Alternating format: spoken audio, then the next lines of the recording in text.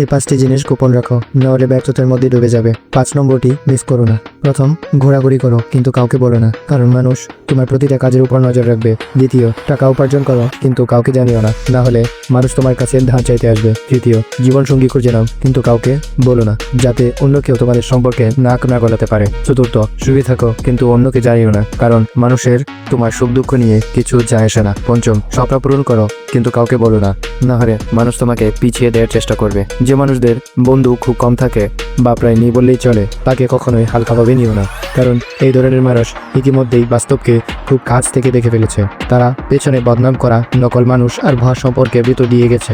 এজন্য তারা নিজেদের মূল্য ভালোভাবেই বুঝে এবং সহজে যে কোনো লোককে নিজেদের জীবনে ঢুকতে দেয় না। এই কারণেই মানুষ তাদের অহংকারী ভাবে। যদি এমন কেউ তোমার বন্ধুর তালিকায় থাকে, তাহলে কখনোই তাকে হারিও না, কারণ এই মানুষগুলো স্বার্থের জন্য বন্ধুত্ব করে না। তাদের কাছে হয়তো অনেক টাকা নেই, কিন্তু তারা কখনোই তোমাকে ঠকাবে না, আর এমন মানুষ আজকাল খুবই কম পাওয়া যায়।